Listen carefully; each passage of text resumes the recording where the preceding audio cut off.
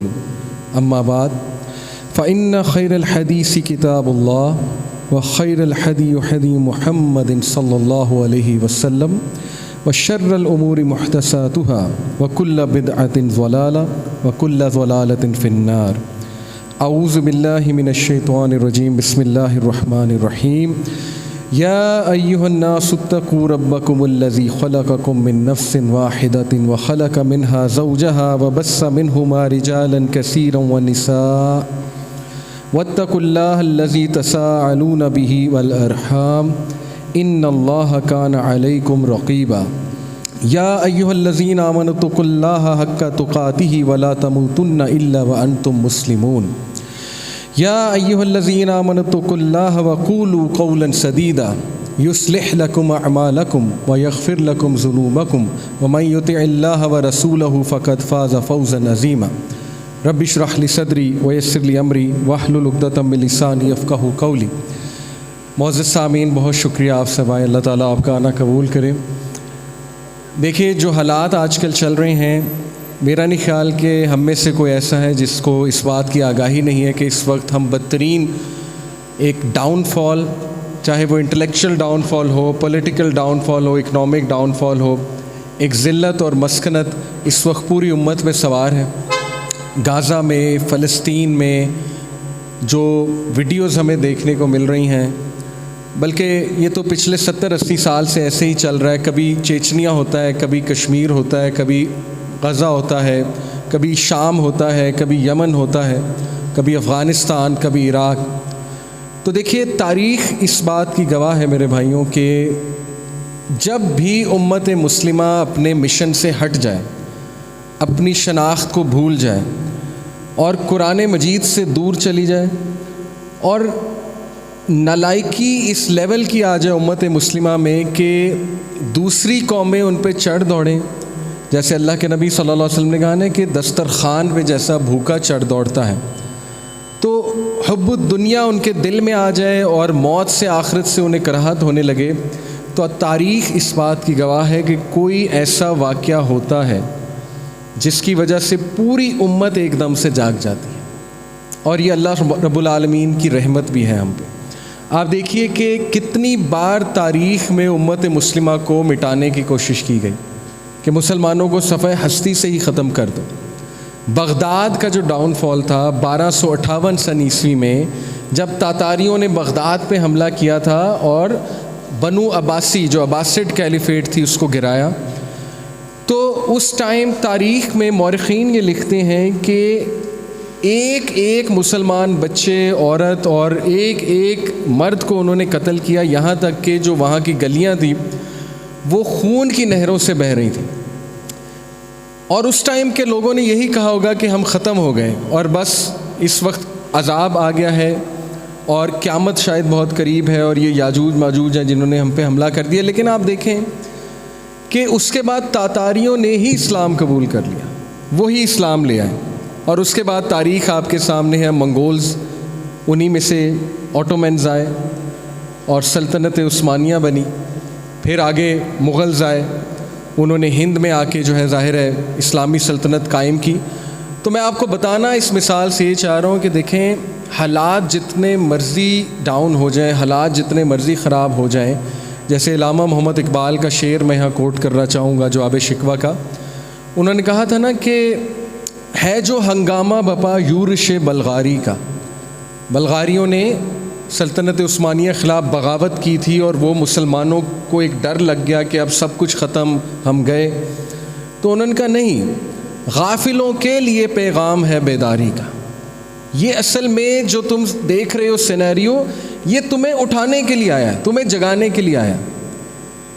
تو سمجھتا ہے سما ہے دل آزاری کا، مسلمان کیا سمجھ رہے ہو کہ تمہاری دل آزاری کی جا رہی ہے؟ نہیں، امتحان ہے تیرے ایثار کا، خودداری کا، کیوں ہراساں ہے سہیل فرس عادا سے، نور حق بجھ نہ سکے گا نفس عادا سے۔ مسلمان، تجھے تو وکٹری پرومسڈ ہے، جیت تجھے پرومسڈ ہے، جتنے مرضی یہ کوششیں کر لیں کہ اللہ کے نور کو اپنی پھونکوں سے بجھائیں گے، یہ اللہ کے نور کو نہیں بجھا سکتے۔ تو دیکھیں ہمارے لیے بہت امید بھی ہے، بہت ہوپ بھی ہے، لیکن اس وقت ہمیں مار پڑ رہی ہے، اس میں کوئی دوسری رائے نہیں ہے۔ اور اس کا ایک پازیٹیو آؤٹ کم یہ نکل رہا ہے کہ بچہ مسلم آئیڈینٹی کو پہچان رہا ہے، امت کے کنسیپٹ کو پہچان رہا ہے۔ ہمیں وہ احادیث اب یاد آ رہی ہیں جس میں اللہ کے نبی صلی اللہ علیہ وسلم نے کہا کہ تم سب ایک جسم کی مانند ہو۔ ہم اس وقت جہاد کی بات شروع ہو گئی، بچہ جہاد کے اوپر سوال کر رہا ہے۔ اسی طرح عورتیں، آپ سوچیں کہ ان میں ایک شعور پیدار ہو گیا ہے کہ ہم نے صلاح الدین ایوبی کو جنم دینا ہے، ہم نے صلاح الدین ایوبی کو ریز کرنا ہے۔ اور یقین کیجئے میرے بھائیوں، یہی ہوا تھا جب صلاح الدین ایوبی نے یروشلم کو فتح کیا، مسجد اقصیٰ کو فتح کیا، تو اس سے 50 سال پہلے آپ کو پتہ ہے نا 1188 سن عیسوی میں، 1190 1188 میں مسجد اقصیٰ ہمارے ہاتھ سے چلی گئی تھی۔ جو کروسیڈرز تھے انہوں نے حملہ کیا اور یروشلم پہ قبضہ کر لیا۔ تو اس کے تقریباً 90 سال بعد جو ہے وہ سلطان صلاح الدین ایوبی نامی ایک انسان، اور نور الدین زنگی کا آپ نے نام سنا ہوگا، بہت مشہور بادشاہ اس دور کا۔ تو سلطان صلاح الدین ایوبی ایسے ہی نہیں آ گیا تھا، یہی حالات پیدا ہوئے تھے۔ مسلمان ذلت اور مسکنت سے گزرے، اس کے بعد ماؤں کو احساس ہوا، بیٹیوں کو احساس ہوا، مردوں کو احساس ہوا کہ یہ تو کھا جائیں گے ہمیں، تو مار دیں گے ہمیں۔ ان کے لیے میٹر نہیں کرتا شیعہ ہے، سنی ہے، لبرل مسلمان ہے، ٹریڈیشنل مسلمان ہے، ان کے لیے یہی کافی ہے، مسلمان ہے بس۔ تو اس وقت اللہ ہماری آنکھیں کھول رہا ہے، اس وقت اللہ سبحانہ و تعالی ہمیں جگا رہا ہے کہ یہ ٹائم لڑنے کا نہیں، یہ ٹائم اکٹھے ہونے کا، یونائٹ ہونے کا، یہ ٹائم اپنی بگڑی ہوئی چیزوں کو درست کرنے کا ہے۔ تو اس حوالے سے میرے بھائیوں، آج کا جو موضوع میں نے سلیکٹ کیا ہے وہ اس دور کا سب سے امپورٹنٹ ٹاپک ہے میرے نزدیک، کیونکہ دیکھیے اگر آپ نے کہیں سے درستگی شروع کرنی ہے، اب جو ہو گیا سو ہو گیا۔ اگر آپ چاہتے ہیں کہ آپ کی جنریشن میں سے، آپ کی اولاد میں سے کوئی صلاح الدین ایوبی آ جائے یا کوئی بڑا کام کوئی کر جائے، تو سب سے پہلے ہمیں اپنی فیملیز کے اوپر کام کرنا ہوگا، اپنے خاندانی نظام پہ کام کرنا ہوگا۔ اور اسی لیے سب سے بڑا حملہ اس وقت ہے بھی اسی پہ، شیطان کی طرف سے اور شیطانی فورسز کی طرف سے۔ اس وقت تمام جو کوششیں ہیں وہ فیملی سسٹم کو ڈسٹروائے کرنے کے اوپر کی جا رہی ہیں۔ میرے سامنے ایک تصویر موجود ہے، میں آپ کو اس تصویر کو ایکسپلین کرتا ہوں۔ ایک مسلمان فیملی اس تصویر میں بنی ہوئی ہے، اور میرے نزدیک یہ اس صدی کی سب سے بامعنی اور میننگ فل تصویر ہے۔ تصویر میں ایک مسلم فیملی ہے جی، بیچ میں دڑار ڈلی ہوئی ہے، ہسبینڈ ادھر بیٹھا ہوا ہے، وائف ادھر بیٹھی، بیچ میں دڑار ہے، اور جو ان کا بچہ ہے اس کو ایک پنجہ اوپر سے کھینچ رہا ہے۔ وہ پنجہ ہے LGBTQ کا، وہ پنجہ ہے اس کنٹینٹ کا جو اس وقت کارٹونز کی شکل میں، موویز، ٹی وی سیریز کی شکل میں ہمارے بچوں کو دکھایا جا رہا ہے، کنفیوز کیا جا رہا ہے کہ ان کے بچوں کی آئیڈینٹی ہم خراب کر دیں۔ مرد کو جو پنجہ کھینچ رہا ہے اس پکچر میں، وہ ہے 18+ انڈسٹری کا، فحش انڈسٹری کا۔ مرد کی دکھتی رگ پتہ ہے انہیں، جس لیول پہ وہ کنٹینٹ انہوں نے جنریٹ کر دیا ہے، اور اس دور میں وہ گناہ کتنا آسان ہو چکا ہے۔ یعنی موبائل فون آپ کے ہاتھ میں ہے، کھلا انٹرنیٹ آپ کے ہاتھ میں، آپ کچھ بھی کر سکتے ہیں، کچھ بھی دیکھ سکتے ہیں، کوئی بھی حرام ریلیشن چل سکتا ہے۔ اور اللہ معاف کرے، ہمیں یقین کریں، مجھے افسوس ہوتا ہے یہ کہتے ہوئے کہ سب سے زیادہ جو ایشوز خواتین کی طرف سے آتے ہیں وہ ایکسٹرا میرٹل افیئرز کے آتے ہیں، کہ مرد کا کوئی افیئر چل رہا ہے۔ اس کی بہت سی وجوہات ہیں، اس پہ پھر کبھی ٹاپک رکھیں گے۔ دوسری شادی کی اجازت نہ ہونا، میں تو بہت کھل کے اس پہ بات کرتا ہوں۔ برائی کا عام ہونا بہت زیادہ، اور پھر مرد و عورت میں بہت اختلاط ہونا ہماری سوسائٹی میں، اور پھر سب سے بڑا یہ جو انٹرنیٹ کا فتنہ، یہ 18+ جو انڈسٹری ہے، جس نے ہمارے مرد کی انرجیز کو ہی اس وقت جو ہے نا چوس لیا ہے۔ اور تیسرا جو پنجہ ہے عورت پہ، وہ اس کا حجاب کھینچ رہا ہے اس تصویر میں، اور وہ پنجہ ہے فیمنزم کا۔ اس وقت ہمارا میڈیا، اگر آپ کچھ ڈراماز مطلب دیکھتے ہیں اور غور کرتے ہیں کہ کس طرح کا کنٹینٹ بن رہا ہے، دیکھیں دوسرے ہالی ووڈ بالی ووڈ کی طرف کیا جانا، ہمارے اپنی ڈرامہ انڈسٹری آپ ڈراماز میں غور کر لیں، جب انہوں نے کوئی بہت ہی پاورفل، انڈیپینڈنٹ، کانفیڈنٹ عورت دکھانی ہوتی ہے تو وہ بے پردگی میں ہوتی ہے، وہ کارپوریٹ لباس میں ہوتی ہے۔ جب انہوں نے کوئی انتہائی مسکین، انتہائی ویک، انتہائی کمزور اور پسی عورت دکھانی ہوتی ہے وہ دوپٹے میں ہوتی ہے۔ تو آپ مجھے بتائیں ہماری عورتوں کو کیا میسج دیا جا رہا ہے؟ یہ سبلیمنل میسج ہے نا، غیر شعوری طور پہ ان کو یہ سکھایا جا رہا ہے کہ پردے میں ویکنس ہے، دوپٹے میں ویکنس ہے، اور بے پردگی میں آزادی ہے، باہر نکلنے میں آزادی ہے۔ یہی تو دجالی فتنہ نا۔ اللہ کے نبی صلی اللہ علیہ وسلم نے فرمایا جب دجال آئے گا تو سب سے زیادہ فالوورز میں، اللہ معاف کرے جو ہے وہ خواتین ہوں گی، وومن اس کی بہت فالوورز ہوں گی۔ تو دیکھیں یہ فتنہ اس وقت ہر گھر میں آیا ہوا ہے، 18+ کا، فیمنزم کا، چاہے وہ ڈراماز ہوں، ٹی وی سیریز ہوں، ایڈورٹیزمنٹس میں ہماری خواتین کو کس کس طرح کے میسیجز دیے جا رہے ہیں، انہیں سکھایا جا رہا ہے کہ تمہارے اوپر ظلم ہو رہا ہے، تمہیں تمہارے حقوق نہیں مل رہے۔ دیکھیں ایک ہے کہ آپ سنسیئرلی، اخلاص کے ساتھ جو ایشوز ہیں ان کو ڈسکس کریں اور ان کا حل دیں، ایک ہے کہ آپ شے دیں۔ میں معذرت چاہتا ہوں اس لفظ کا، لیکن یہی ہو رہا ہے اس وقت، سلوشن کی بجائے جو ہے اکسایا جا رہا ہے کہ نہیں، آپ لوگ چھٹکارا پاؤ، اس خاندانی نظام سے چھٹکارا پاؤ، اس شادی کے نظام سے چھٹکارا پاؤ، آپ لوگ جو ہے باہر نکلو، اور ان شارٹ مرد سے ہی چھٹکارا پا لو، باپ سے چھٹکارا، بھائی سے چھٹکارا۔ باپ نہیں بتا سکتا میں نے کیا کرنا ہے، بھائی بھی جو ہے نا وہ مجھے پوچھ ہی نہیں سکتا، کچھ بھی نہیں کہہ سکتا۔ تو یہ بہت بڑا فتنہ ہے۔ دیکھیں صلاح الدین ایوبی تو انشاءاللہ آئے گا، لیکن اس سے پہلے یہ مسائل ہم نے حل نہ کیے، خاندانی نظام کو ہم نے نہ بچایا، تو ایسا نہ ہو کہ ہم بالکل ہی صفحہ ہستی سے ختم ہو جائیں اور ہماری جگہ کوئی اور قوم جو ہے اللہ رب العالمین اس کو عزت بخش دیں اور ان میں سے پھر صلاح الدین ایوبی آ جائے۔ تو اس حوالے سے انشاءاللہ بھائیوں میں آپ کے سامنے کچھ احادیث اور قرآن کی کچھ انسٹرکشنز آپ کے سامنے رکھوں گا کہ اب انشاءاللہ ہم نے کرنا کیا ہے۔ سب سے پہلے دیکھیں ہم لوگ جس طرح دنیا میں کھب گئے ہیں اور ہم نے یہ سوچ لیا ہے کہ بس کامیابی یہی ہے کہ میرے پاس پیسہ بہت ہونا چاہیے، اور میں مانتا ہوں اس بات کو، مہنگائی بہت ہو گئی ہے، غربت ہے، بہت سی چیزیں جو ہے وہ اس وقت ہمارے ملک میں اس طرح کی ہیں کہ فرسٹریشن بڑی ہوتی ہے۔ یہ مسائل اپنی جگہ درست ہیں، لیکن ہمیں ہمیشہ قرآن کا وہ ویژن، قرآن نے جو ہمیں وہ سوچ دی تھی کہ تم نے اصل میں دنیا میں کرنا کیا ہے، اس کو کبھی نہیں بھلانا چاہیے، بلکہ ڈیلی بیسس پہ میں تو کہتا ہوں اس کو ریوائز کرنا چاہیے۔ اور وہ مشن کیا ہے؟ وہ مشن ہے جی سورہ تحریم آیت نمبر 6، یا ایھا الذین آمنوا قوا انفسکم واہلیکم نارا، اے لوگوں جو ایمان لائے ہو بچا لو اپنے آپ کو اور اپنے اہل و عیال کو اس آگ سے۔ کون سی آگ؟ وقودھا الناس والحجارہ، وہ آگ جس کا ایندھن انسان اور پتھر ہے۔ کیا ہم اس آیت کو سامنے رکھتے ہوئے زندگیاں گزار رہے ہیں؟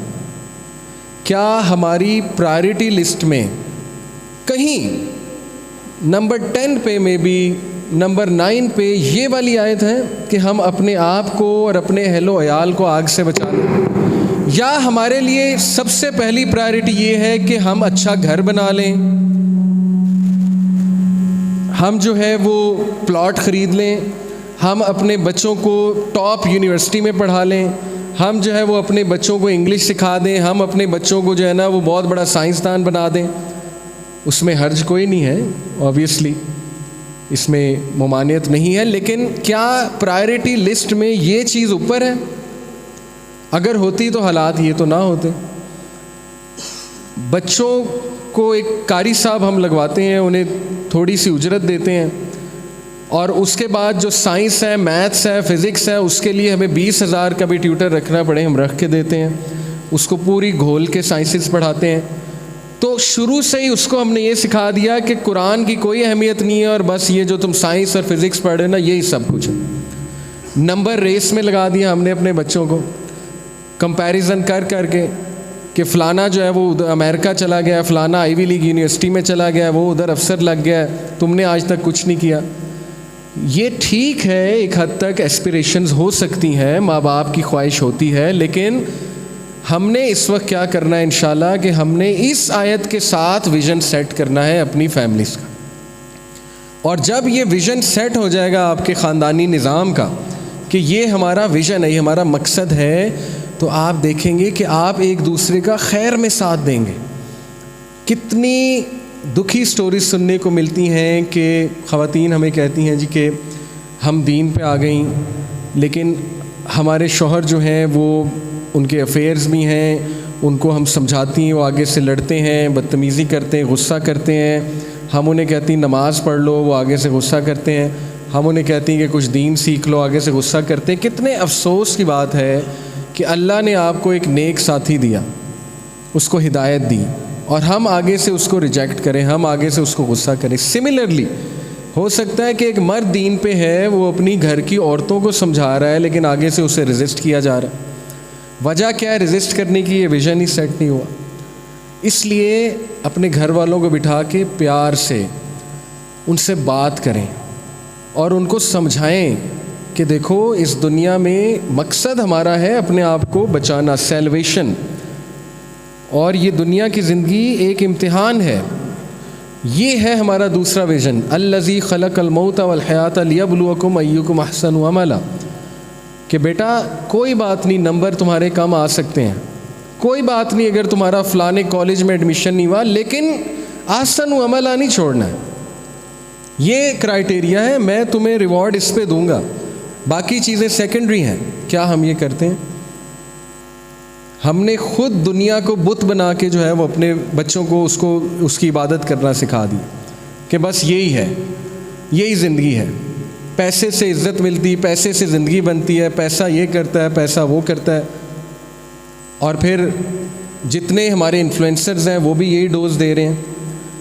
20s میں، 20 سال میں جی تمہارے پاس یہ گاڑی ہونی چاہیے، 30 سال میں تم ملینئر ہونے چاہیے، 40 سال میں تم بلینئر ہونے چاہیے، 45 سال میں تمہارے 4 بزنسز ہونے چاہیے. اس ویژن میں دوبارہ کلیئرٹی دے دوں کہ حرج کوئی نہیں ہے، لیکن یہ آیتیں پیچھے رہ گئیں، یہ ویژن ہی پیچھے رہ گیا. تو میں نے پی ایچ ڈی کو، میں نے گاڑی کو، مرسیڈیز کو، BMW کو میں نے کیا قبر تک لے جانا ہے، کیا مجھے فائدہ دیں گی؟ تو اس لیے دیکھیے ہمیں جو مار پڑ رہی ہے نا، اس میں بیداری یہ ہے کہ واپس آ جاؤ. تم نے جو بت بنائے ہوئے، سومنات بنائے ہوئے، ان کو توڑنے کا وقت آ چکا ہے. تمہیں تاریخ اسلامی سے رشتے جوڑنے ہوں گے. بہت سے بن چکے ہیں سومنات، اب توڑنے ہوں گے. اتنے سومنات کھڑے کر دیے ہم نے، اتنے بت کھڑے کر دیے، کون توڑے گا انہیں؟ ہم نے توڑنا ہے. ان کو توڑیں گے تو صلاح الدین ایوبی آئے گا، تو محمد بن قاسم آئے گا، تو طارق بن زیاد آئے گا ہمارے بچوں میں سے انشاءاللہ. تو یہ ویژن ہے جی. اور اس کے بعد دیکھیے سبحان اللہ کیا ویژن دیتا ہے قرآن ہمیں. المال والبنون زینت الحیات الدنیا، سورہ کہف آیت نمبر 46. مال اور اولاد دنیا کی زینت ہے، یعنی بری چیز نہیں ہے، پسند ہے انسان کو. مال بھی ٹھیک ہے، کما سکتا ہے. اولاد تو ظاہر ہے ہر ایک کو پیاری لگتی ہے، اولاد کی دعا بھی کرنی چاہیے. لیکن والباقیات الصالحات خیر عند ربک ثوابا وخیر عملا، لیکن یاد رکھ کہ خیر والے نیک اعمال جو ہے نا، وہ تیرے رب کے ہاں اصل میں زیادہ قابل دید ہیں. وہ ہیں جو تیری لیگیسی بنائیں گے، وہ ہیں جن کا تیری جنریشن کو بھی فائدہ ہوگا. دیکھیں آج کے فتنے کے دور میں ہم اپنے بچوں پہ 100% نظر نہیں رکھ سکتے. جتنا مرضی آپ ان کی اسلامی تربیت کر لیں، انہوں نے یونیورسٹی جانا ہے، اسکول جانا ہے، انٹرنیٹ پہ بیٹھنا ہے، روک تو نہیں سکتے. کیا کریں؟ قرآن ہمیں سلوشن بتاتا ہے کیا کرو. سورہ کہف میں 3 کہانیاں ہیں، ان میں سے ایک موسیٰ علیہ السلام، خضر علیہ السلام کی کہانی. اس میں جو تیسرا واقعہ ہے جس پہ خضر علیہ السلام نے کہا تھا بس اب ہمارا ساتھ جو ہے وہ ختم، وہ کیا ہے؟ 2 یتیم بچے تھے، ان کی ایک دیوار، ان کے گھر کی دیوار، پراپرٹی کی دیوار وہ گر رہی تھی. خضر علیہ السلام نے دوبارہ تعمیر کر دی کیونکہ نیچے ان کا خزانہ دفن ہے، لوگ نہ لوٹ کے لے جائیں. تو موسیٰ علیہ السلام نے اعتراض کیا کہ آپ اجرت مانگ سکتے تھے، ہمیں بھوک لگی ہوئی تھی، آپ نے فری میں تعمیر کر دی. تو پھر انہوں نے کیا جواب دیا کہ دیکھو یہ دیوار تعمیر کرنے کا حکم میرے رب نے دیا ہے. کیوں؟ وَكَانَ أَبُوهُمَا صَالِحًا، کیونکہ ان کا باپ نیک تھا.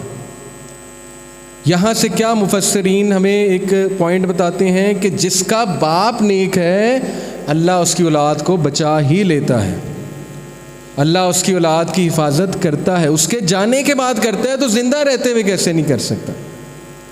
تو دیکھیں قرآن ہمارے غور و فکر تدبر کریں قرآن کی آیات پہ، قرآن کے واقعات پہ.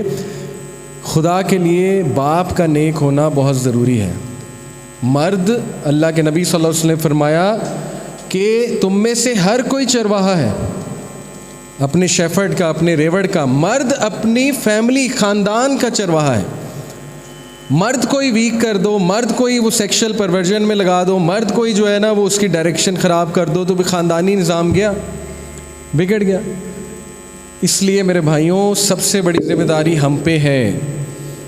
دیکھ کے چلیں، اپنی ڈائریکشن ٹھیک کریں، گناہوں سے توبہ کریں، نیک بننے کی کوشش کریں. کوشش، ہم سب انسان ہیں، سمجھتے ہیں آج فتنے کا دور ہے، مشکلات ہیں، بڑا کچھ ہے، لیکن ہرگز اس کا یہ مطلب نہیں ہے کہ اللہ رب العالمین نا انصافی کی اس نے ہمارے ساتھ ایسے دور میں پیدا کر کے جب ہم کچھ کر ہی نہیں سکتے.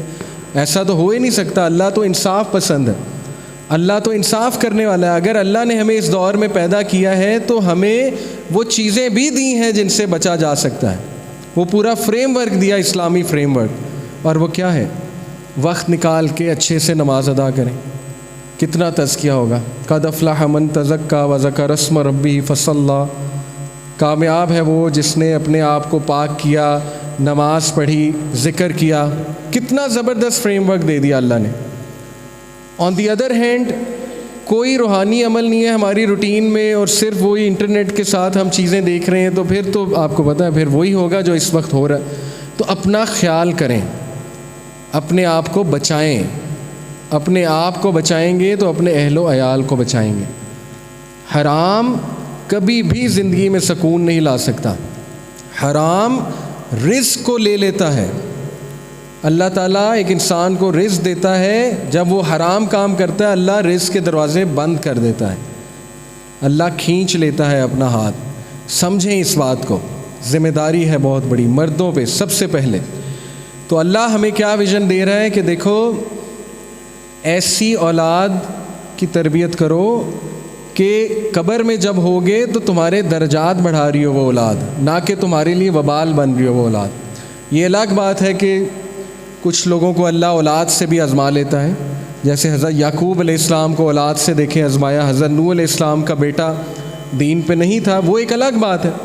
لیکن تم لوگ اپنی پوری کوشش کرو کہ یہ ویژن سیٹ کرو جو ابراہیم علیہ السلام کا ویژن تھا. ربی جعلنی مقیم الصلاۃ ومن ذریتی. اے میرے رب مجھے نمازی بنا، میری ذریت کو نمازی بنا، اور ہمیں معاف فرما. کیا ویژن ہے. اور یہ حدیث دیکھیے ہمارے نبی صلی اللہ علیہ وسلم نے کیا ویژن دیا. یہ صحیح مسلم کی حدیث ہے. اللہ کے نبی صلی اللہ علیہ وسلم نے فرمایا کہ جب انسان کی موت ہوتی ہے تو اس کے تمام اعمال رک جاتے ہیں سوائے 3 کے. ایک ایسا صدقہ خیرات، ایک آن گوئنگ چیریٹی، صدقہ جاریہ جسے کہتے ہیں، کہ کوئی پنکھے لگوا دیے کسی مسجد میں، کوئی ٹوٹیاں لگوا دیں، کوئی کولر لگوایا ہوا ہے، کوئی کنواں لگوایا ہوا ہے، کوئی واٹر پمپ لگوایا ہوا ہے، وغیرہ وغیرہ. 2 ایک ایسا علم جس سے اس نے لوگوں کو فائدہ پہنچایا. یعنی اسی لیے تو کہتے ہیں نا ٹیچنگ کتنی نوبل پروفیشن ہے ٹیچنگ. ہزاروں سٹوڈنٹس کو آپ اچھا سکھا رہے ہوتے ہیں تو وہ آپ کا صدقہ جاریہ. اور خاندان میں آپ جو بھی کلاس پڑھائیں، کوئی نالج دیں، وہ آپ کا صدقہ جاریہ. اینڈ نمبر 3 ایک ایسا نیک بچہ جو اس کے مرنے کے بعد اس کے لیے دعا کرے. تو یہ ہے ویژن بردرز اینڈ سسٹرز، یہ ویژن ہے صدقہ جاریہ کریٹ کرنا. ایسے بچے جن کو ہم دنیا گھول کے پلا دیں، وہ امریکہ چلے جائیں، یو کے چلے جائیں، بہت دولت بنائیں، لیکن ہمارے مرنے کے بعد جو ہے وہ انہیں دعا بھی نہ کرنی آئے. ہمارے مرنے کے بعد جو ہے وہ انہیں جو ہے ہم پہ ہمارے لیے کوئی صدقہ جاریہ کریٹ کرنے نہ آئے تو ہم نے کیا پایا. تو یہ ہے ویژن. اور پھر کچھ حدیث آپ کے سامنے رکھتا ہوں. سبحان اللہ. اللہ کے نبی صلی اللہ علیہ وسلم نے عورت کے حوالے سے بھی کہا، اس پہ بہت بڑی ذمہ داری ہے۔ عورتیں اپنے گھر کی رکھوالے کرنے والی ہیں، عورتیں بھی شیفرڈ ہیں، عورتیں بھی چرواہا ہیں۔ کس کا؟ گھر کا، بچوں کا۔ مرد باہر ہوتا ہے، مرد جاب کرتا ہے، عورت کا یہ کام ہے جب مرد آئے اس کے لیے سکون کریٹ کرے گھر میں، اس کو ویلکم اچھا کرے۔ اور مرد کا یہ کام ہے کہ وہ اپنی فیملی کو ٹائم دے، اپنے بچوں کو ٹائم دے، اپنی وائف کی بات سنے، شفقت سے محبت سے ڈیل کرے۔ اللہ کے نبی صلی اللہ علیہ وسلم اپنی بیویوں کے ساتھ کس طرح ڈیل کرتے تھے، ہمارے لیے ایک بہترین مثال ہے۔ آن دی ادر ہینڈ عورتوں کو بھی چاہیے کہ اپنے گھروں کو جنت بنائیں تاکہ وہاں فرشتہ آئے۔ فرشتے جنت میں آتے ہیں، جہنم میں شیطان آتے ہیں۔ ایسا نہ ہو کہ گھروں کو ہم نے جہنم بنا دیں، اللہ معاف کرے۔ اور اسی حدیث میں ایک اور تلقین کی جا رہی ہے کہ عورت ذمہ دار ہے اپنے گھر کی، اس کی رکھوالی کی، اپنی عزت کی رکھوالی کی۔ تو شوہر کو بھی چاہیے اپنی عزت کی رکھوالی کرے، اور عورت کو بھی چاہیے کہ اپنی عزت کی رکھوالی کرے اور اپنے اختلافات کو خدا کے لیے ختم کریں۔ ہم جھگڑوں میں ہی اگر پڑے رہے، اختلافات میں، دکھوں میں ہی، ریگریٹس میں اگر پڑے رہے تو کہاں سے اسٹرانگ فیملی بنے گی؟ اس لیے ایک دوسرے پہ رحم کریں۔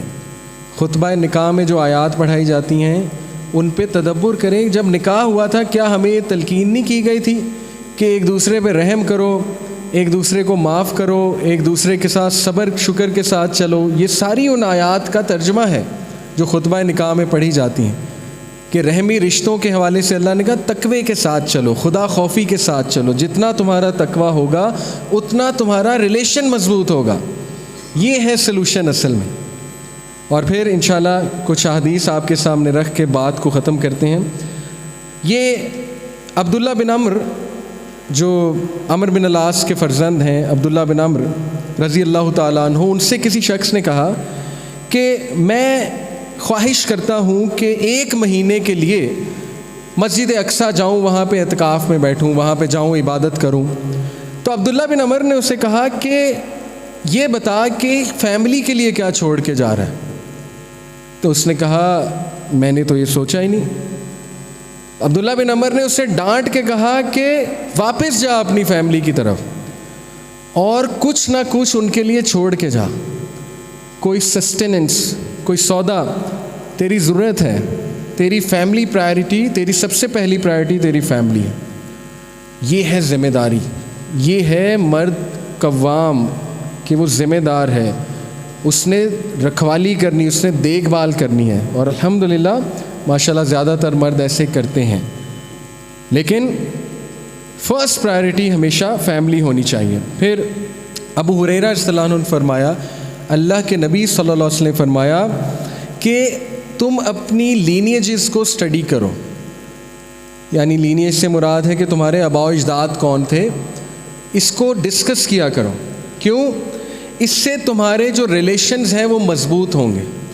آپ نے دیکھا نا جتنا خاندانی نظام ملنا جلنا مضبوط ہوتا ہے، آپ نے دیکھا ہے وہ فیملیز جو بہت مل جل کے رہتی ہیں ان کے نا یہ ڈومیسٹک مسائل اتنے نہیں آتے ہیں، کیونکہ وہاں پہ سپورٹ سسٹم بہت زبردست ہوتا ہے۔ تو اللہ کے نبی سپورٹ سسٹم کہہ رہے ہیں خاندان کو مضبوط کرو، سپورٹ بناؤ ایک دوسرے کے لیے، رائٹ؟ بے شک جب تم خاندانی نظام کو مضبوط کرتے ہو تو تمہارے اندر محبت پیدا ہوتی ہے، اور اس کا فائدہ یہ ہوتا ہے کہ اللہ تمہارے مال میں اور تمہارے زندگی میں برکت دیتا ہے، اللہ تعالیٰ تمہیں لمبی عمر دیتا ہے۔ یعنی کتنا فائدہ ہے خاندانی نظام کو اسٹرانگ کرنے کا، صلہ رحمی کا، کہ اللہ تعالیٰ تمہیں لمبی عمر دے گا اور اللہ تعالیٰ تمہارے ویلتھ میں برکت ڈالے گا۔ ویلتھ کا ذکر ہے باقاعدہ، یہ سنن ترمذی کی حدیث ہے، بالکل صحیح حدیث ہے۔ سبحان اللہ۔ عمر بن الخطاب مرد کے بارے میں کہتے ہیں کہ میں بہت حیران ہوں مرد پہ کہ جب وہ اپنی فیملی کے ساتھ ہوتا ہے وہ بچہ ہے، اپنی وائف کے ساتھ بچہ بن جاتا ہے، اپنے بچوں کے ساتھ بچہ بن جاتا ہے، ان کے لیول پہ آ جاتا ہے، لیکن جب اس کی ضرورت پڑتی ہے وہ مرد ہے، کتنی خوبصورت بات ہے اگر آپ اس پہ صرف غور کر لیں. ہم ہر وقت مرد بننے کی کوشش کرتے ہیں، ہر وقت روب جمانے کو، ہر وقت ڈانٹ ڈپٹ کی کوشش. وہ کہہ رہے نہیں مرد ہے ہی وہ جو فیملی کے ساتھ بچہ ہے، لیکن جب ضرورت پڑتی تو وہ مرد ہے، جب فیملی کو اس کی ضرورت پڑتی. یہ میرے بھائیوں ہمارے لیے انسٹرکشنز ہیں، ہمارے لیے تلقین ہے. پھر یہ حدیث سبحان اللہ، اللہ کے نبی صلی اللہ علیہ وسلم نے فرمایا، مسند احمد کی حدیث ہے. عقبہ، حضرت عقبہ کو کہا، او عقبہ، اے عقبہ، رشتے جوڑ ان سے جو تجھ سے کاٹتے ہیں. اللہ اکبر. رشتے جوڑ ان سے جو تجھ سے کاٹتے ہیں، دے اس کو جو تجھے دھتکارتا ہے. کیا خوبصورت گرومنگ ہمارے نبی نے صحابہ کی. رشتے اس سے جوڑ جو تجھ سے توڑتا ہے، دے اس کو جو تجھے دھتکارتا ہے، معاف کر اسے جو تجھے معاف نہیں کرتا. اللہ اکبر. بالکل صحیح حدیث ہے مسند احمد کی. اس طرح کی اولاد بنائیں اپنی، یہ اخلاقیات ہیں، یہ ان کو درس دیں، یہ مورل ویلیوز ان کو سکھائیں. ہم تو انہیں خود کہتے ہیں کہ جو تمہارے ساتھ برا کرے تم 10 ٹائم ان کے ساتھ برا کرو، جو تمہیں تکلیف دے تو تم 10 گنا زیادہ اسے تکلیف دو. تو میرے بھائیوں میری بہنوں، یہ احادیث میں نے آپ کے سامنے پیش کی. اور فتنہ اس وقت جو دجالی فتنہ ہم پہ آ رہا ہے، خاندانی نظام کو تباہ و برباد کرنے کے لیے، عورتوں کے لیے شیطان اور شیطانی قوتوں کی الگ اسٹریٹجی ہے، مردوں کے لیے الگ اسٹریٹجی ہے، وہ جو 18+ کنٹینٹ میں نے آپ کو بتایا ہے، اور بچوں کے لیے ان کی الگ اسٹریٹجی ہے. لیکن آپ نے گھبرانا نہیں ہے، یہ باطل مٹ جائے گا. وَقُلْ جَاءَ الْحَقُّ وَزَهَقَ الْبَاطِلُ إِنَّ الْبَاطِلَ كَانَ زَهُوقًا، کہ حق غالب آئے گا کیونکہ حق اسٹرانگ ہوتا ہے. باطل جو ہے وہ دھوئیں کی طرح ہے، وہ ڈر، شاید دھواں بہت زیادہ ہوگا لیکن اس کی اوقات کوئی بھی نہیں ہے. اس لیے اپنے گھروں میں اسلامی تعلیمات کو عام کریں، اپنے بچوں کے لیے دعا کریں، اپنے بچوں کے لیے رول ماڈلز بنیں، خدا کے لیے گناہوں کی زندگی سے نکلیں، کوشش کریں گناہوں کو چھوڑنے کی، حرام کاموں کو چھوڑنے کی کوشش کریں. حرام جنریشنز تک ٹریول کرتا ہے. ایسا نہ ہو کہ آپ کی جنریشنز کل کو آپ کو کوس رہی ہوں، یا ایسا نہ ہو کہ ان کا سارا جو ہے نا وہ ملبہ آپ پہ آ رہا ہو، اللہ معاف کرے قبر میں. تو اپنی ذمہ داری کا احساس کریں. عورتوں کو چاہیے اپنی ذمہ داری کا احساس کریں، اپنے خاوندوں کے لیے آسانی پیدا کریں، سکون والا ماحول بنائیں گھر میں، اپنی عزت عصمت کی حفاظت کریں، اچھی ماں بنیں، آپس میں ایک دوسرے کا ساتھ دیں. اگر آپ کا ساتھی دیندار ہے اسے دھتکاریں نہ، اسے اپریشیٹ کریں، اسے انکریج کریں. ہو سکتا ہے اسے انکریج کرنے سے اللہ تعالیٰ آپ کو بھی دین کی طرف لے آئے، اللہ کو یہ کام بہت پسند آئے. تو اسی کے ساتھ بات کا اختتام کروں گا. اللہ رب العالمین ہم سب کی حفاظت فرمائے، ہمیں ہر شر فتنے سے محفوظ رکھے، ہمیں عمل کی توفیق دے، اور ہمیں ہمارا خاندانی نظام بہت مضبوط کرنے کی توفیق دے، تاکہ انشاءاللہ ہماری ہی فیملی سے کوئی سلطان صلاح الدین ایوبی اٹھے اور انشاءاللہ اقصیٰ کو فتح کرائے. جزاکم اللہ خیر. سبحانک اللہم و بحمدک، اشہد ان لا الہ الا انت، استغفرک و اتوب الیک.